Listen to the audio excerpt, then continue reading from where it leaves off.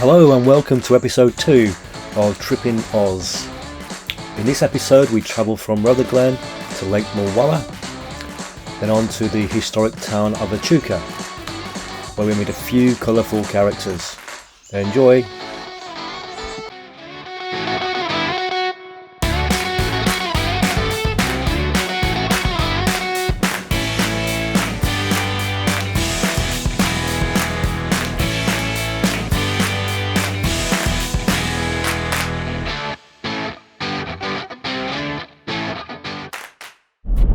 Oh, good morning. What time is it? It's 20 past 10. A bit of a late start this morning, but we're moving on. Bit of a dusty sight. It was alright though, wasn't it? Yeah, lovely town, Rutherglen. Highly recommended it if you like wine and country crafts, that sort of stuff. Very friendly people.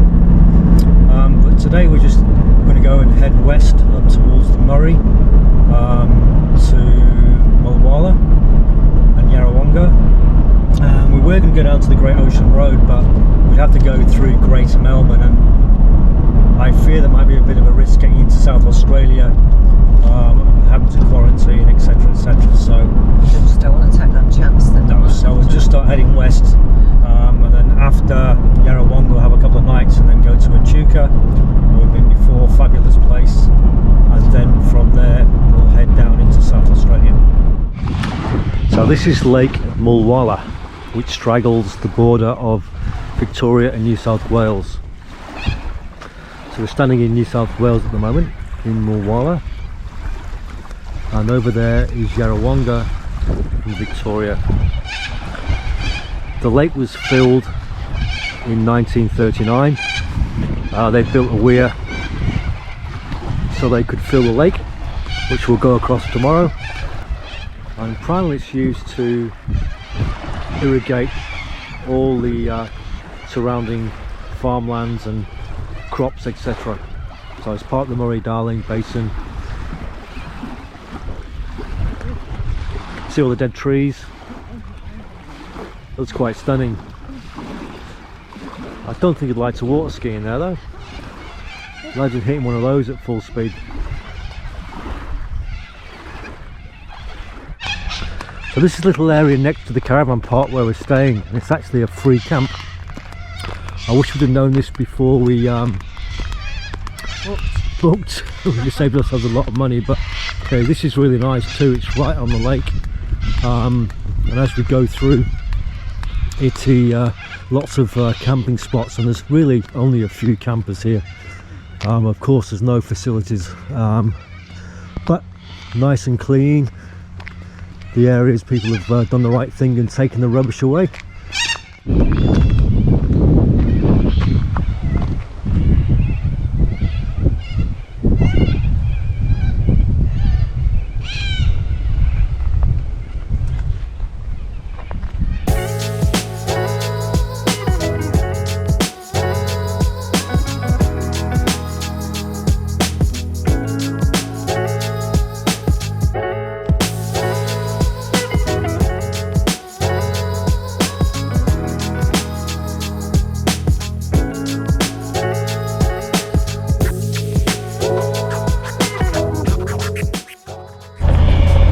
Good morning, it's quite early this morning, we've got an early start. We have.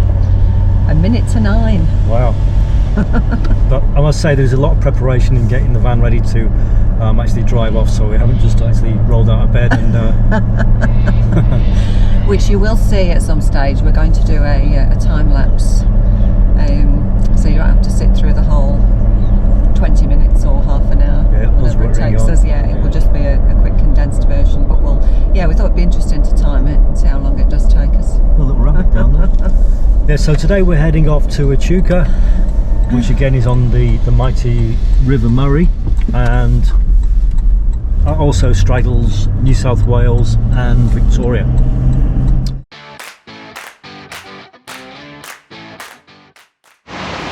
I'm with Mo at Flash Fairlane Car Services, which is a tour you can take around the Echuca. Hey Mo, how are you? G'day. So you've just started this business? Yes, mate. Yeah. How long ago?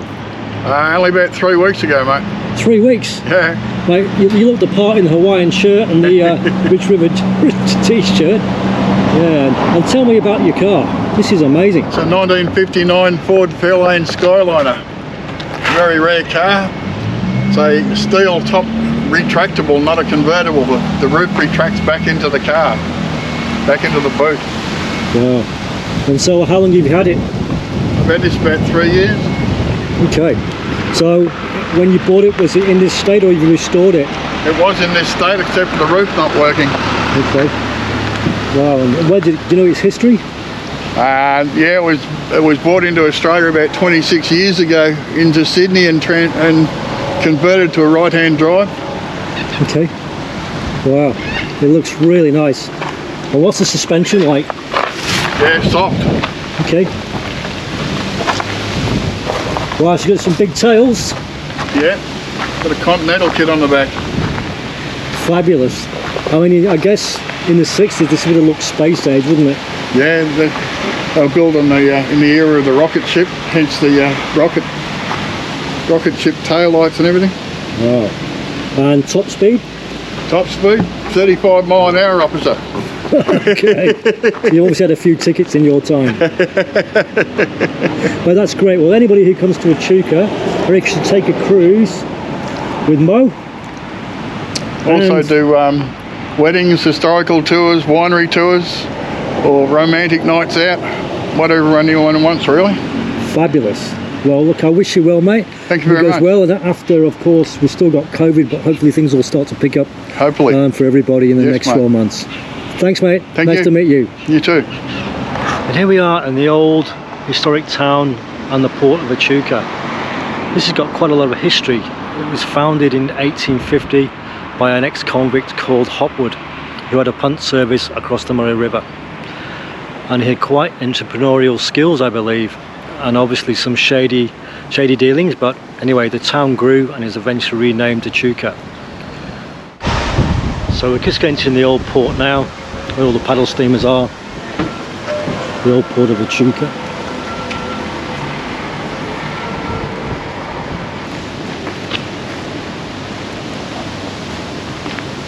And just imagine what it would have been like in the old days. The old wagons, the old shops, vagabonds.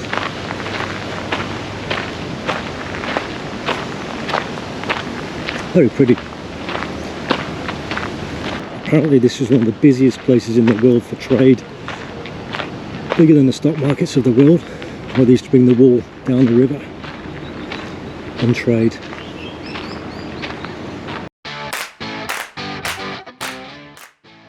I'm with Heather from the Echuca Historical Society.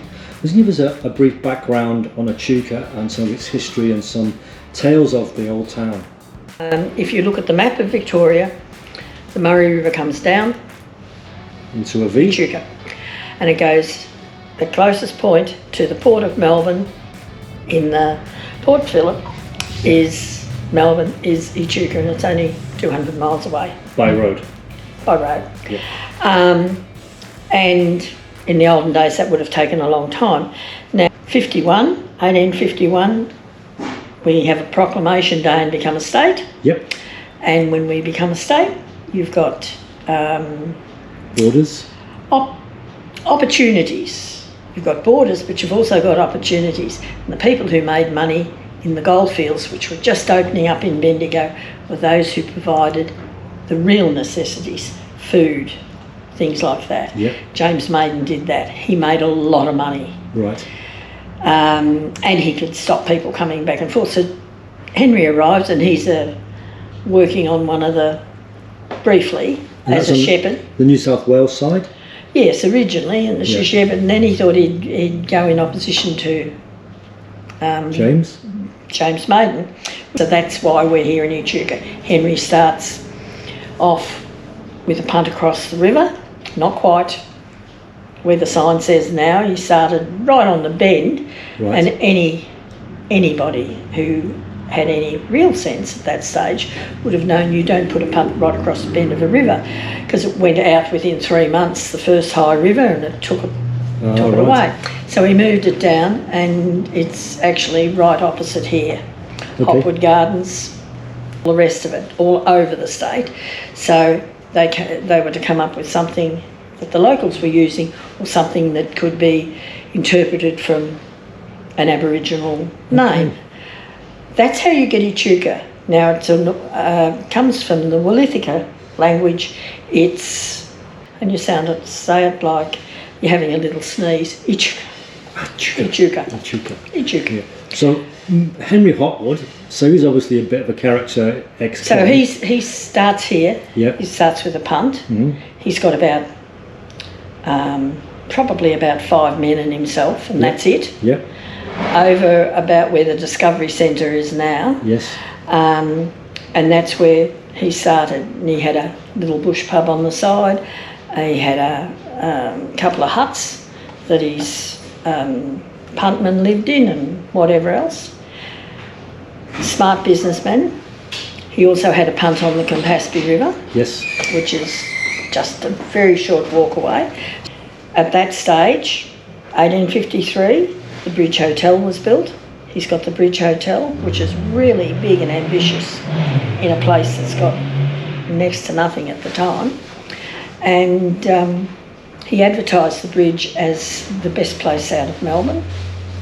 Enough said. Yep. His words. So he fed and watered you. So however you look at it, he's making money out of you as you're coming through and across. It went from that big. The South Australian government decided they wanted to see if the Murray was navigable. Yep. So that's when we got the boats coming up. Okay, the steamers. Paddle steamers. 2 of them came up, 1 of them came right through Echuca to Moama, and that proved that you could do it. And the moment you proved you could do it, they started building boats. Okay. But the best thing about Echuca is it's not a reconstruction of anything. So what you see is what you get in the What you see is what was there. You go further up downstream, they've got a pioneer village, but that was built, that's purpose-built replica, for that. Yeah. It's a bit like Ballarat, purpose-built to show you what it was like, not preserved. Whereas Echuca, when they ran out of room this end of town, they moved over into Hare Street and they went down there, which is a business end of town. Yeah. And this never really changed. It had the businesses, the electricians, the bike shops, the things that didn't need anything really flash. And all the banks were here at one stage too, down this in High Street. So when they came back to it in the 1970s and 1980s, they didn't have to build anything. They just said, oh yes, well that's fine, we'll just clean the windows, it's all here. paint the thing. Wow. You've got the original, it's all original. Yes. It's it just needed a refresh. Yeah. Not a bad way to spend a Saturday. Oh, this is the old wharf in Echuca. There's the old boat, the Pevensey, and just behind it, the old steamship, the Adelaide.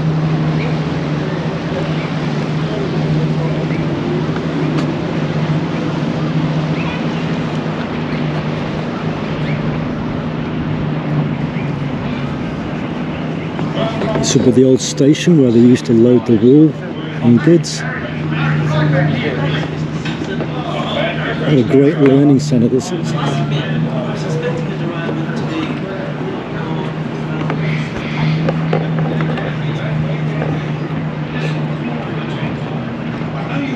And here's the border.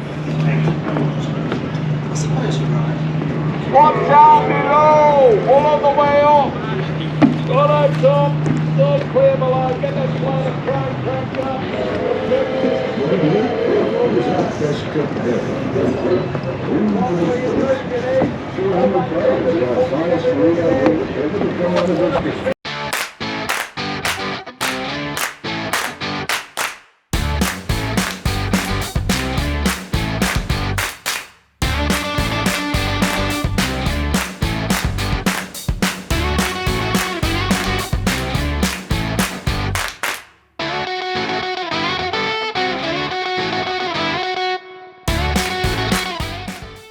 Hi, I'm with Marty in the old port of Echuca, who's the blacksmith down here, and he looks a bit of a character. What's this Mad Viking business? The Mad Viking Beer Club. Oh, it's a group I'm in on the internet.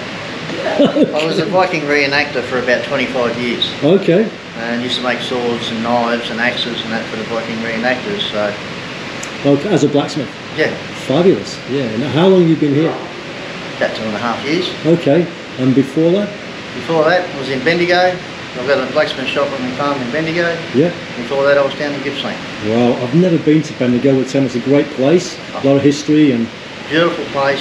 Some amazing architecture there. Some of the old buildings there, back in the gold mining days. There's a mine there. A few museums. Highly recommend going to the Chinese Museum if you get a chance to, and the Military Museum. Okay, because they're the early gold diggers, weren't they, I guess? Yes. Miners? Yeah. Yeah. So, I guess, any idea what time or years they came across? No. No. So, yeah, okay. I'll do some research and find that out, but yeah, very interesting. And what got you into this business? I mean, blacksmithing? Well, I started off when I was a kid, when I was 8 years old. I saw Dad bending hot pieces of steel, because Dad's a painter. And he was making hooks to hang his paint cans off the ladders. Okay. And I don't know, I just knew I had to hit it. Yeah. And did it for a hobby for a little while, and joined a medieval reenactment group. Wanted to make my own sword and axe, as most people do. Yeah. And found a master blacksmith to teach me, and went from there. Okay.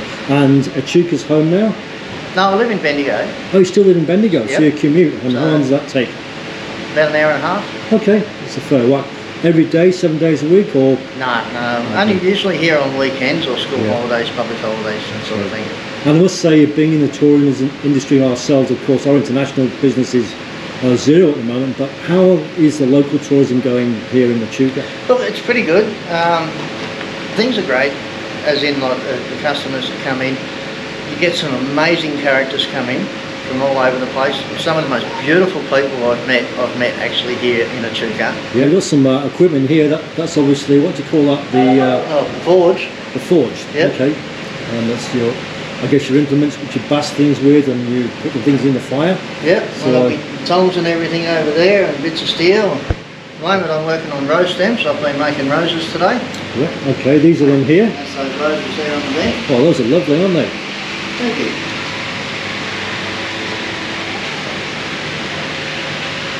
They seem to be quite popular with the ladies. I would imagine so. And I would imagine, would you call this what, magenta or pink?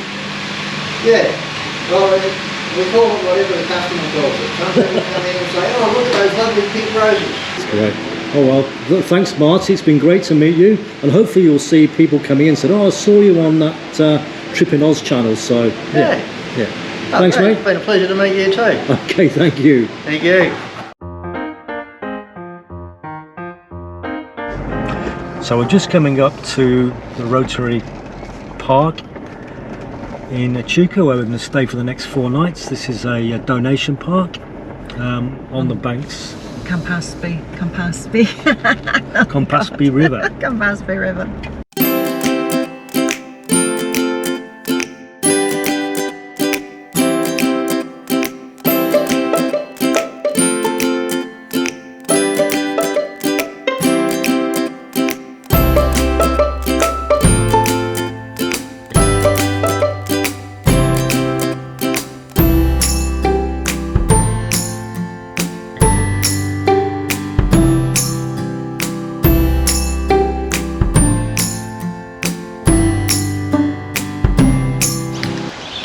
This is our low-cost camp in Echuca.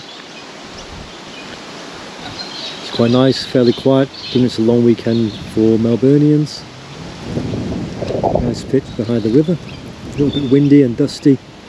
Don't like they've had a lot of rain here for a long time.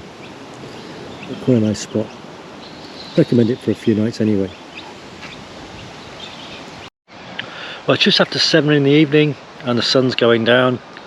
This is our second night in Echuca, just actually cooking dinner. I thought I'd actually show you just the campsite. It's quite peaceful. It's actually quiet for a long weekend. People are quite respectful. No noise, no yahoos, so yeah. There must be probably maybe maximum 14 campers here tonight. And tonight we're going to have pork chops, I think, along with some corn on the cob. Which we'll do on the BBQ weather. And we'll have some roast potatoes and some nice veggies as well. That's how the others are doing. Okay, they're doing alright actually. Fabulous. A glass of water, of course, to use the tonsils. And yeah, I guess we'll see you tomorrow. Good night. We found a great dog park for Gypsy across the river from Echuca in Moama. And I think she's having a ball. Let's have a look.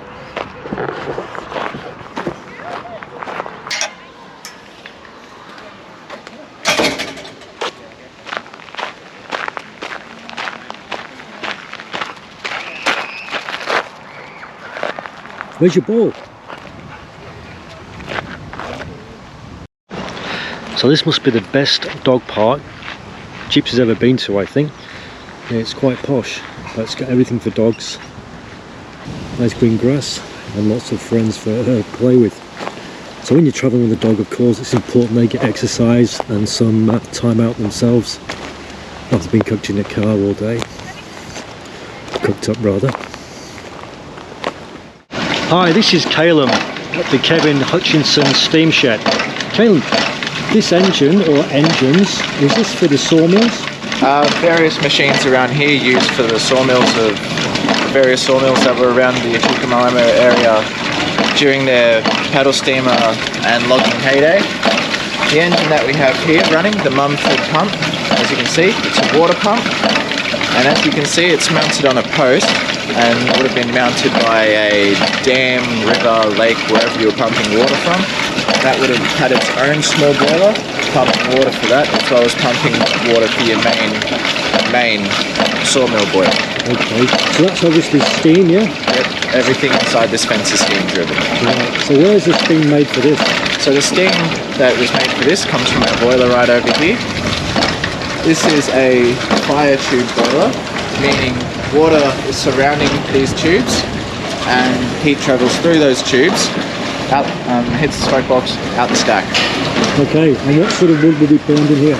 Since it's all local, we burn river red gum. Yep. And we get the offcuts from the Kunjuk sawmills. Okay, so it's all, I guess, recycled in a way. And Recycled, yeah. Very green. Yeah, fantastic. And so how old are some of these machines? Most of these engines are over 100 years old. Yeah, so where were these engines built? So the big one here with the big flywheel, that came in a ship from England. Okay. The flywheel was that big that it was split in half, and when it got here it was bolted together. As you can see, if you look very carefully, you can see a line, and that's where they've joined it. Oh, okay. Fabulous. And it's all in good working order, isn't it? Yes, they're all still in good working order. So you guys are all volunteers, you're just keen on... It's actually paid work here. Okay. And how's the tourism industry been? Has it been good this year? With the current world crisis that we've been going through, last year was all over the place, but over January and coming up to these holidays, things have been going pretty good. We've been quite busy today. We've had like busy periods, quiet periods, as it is, but it's been really good. Yeah. Thanks, mate. That's been very interesting, and I'm sure the viewers will love that. And hopefully people will come and see you from over Australia. No worries. Thanks, mate. Thank you.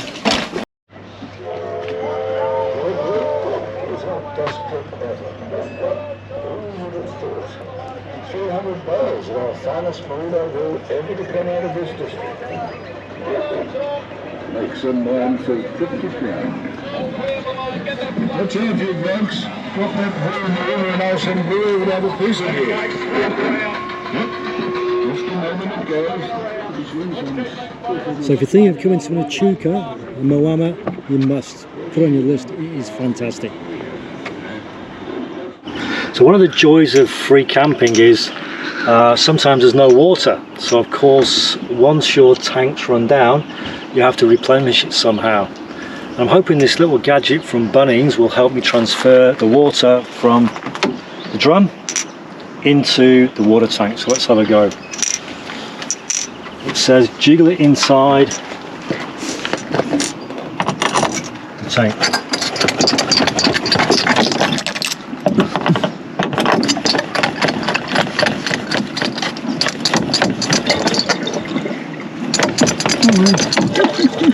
That's working. Look at that. That's pretty good, isn't it? Yeah. That's what you call science It is. in action. Yeah, so that was about, I think is about probably $15. Well worth it. Saves getting the funnel, having to tip a big 20 litre, 20 kilo water container up and over into a funnel, but that's great. Really pleased with that. So is it 20 litres then? Yeah, fabulous. Great, okay. Good day. You have to turn it on. Everybody loves a market, even Gypsy. Oh, she Lots to doesn't see look and like do. it. No, she's been a bit boisterous this morning. She's trying to eat all the salamis and cheeses off the table. She is, yeah. This is Moama Market on the banks of the River Murray, which is absolutely gorgeous. Another fantastic day. Your typical Aussie market. Lots of colourful characters. Of course, coffees, stuff to eat. Band. Yeah, highly recommend if you're in town on the weekend, come to the markets. Great local place.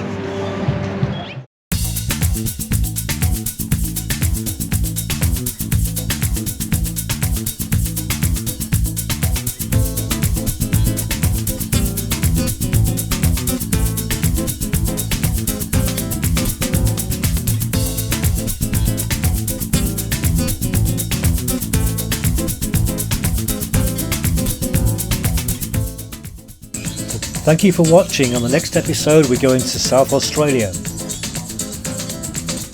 We find a fabulous place to camp on a showground and we find some sinkholes.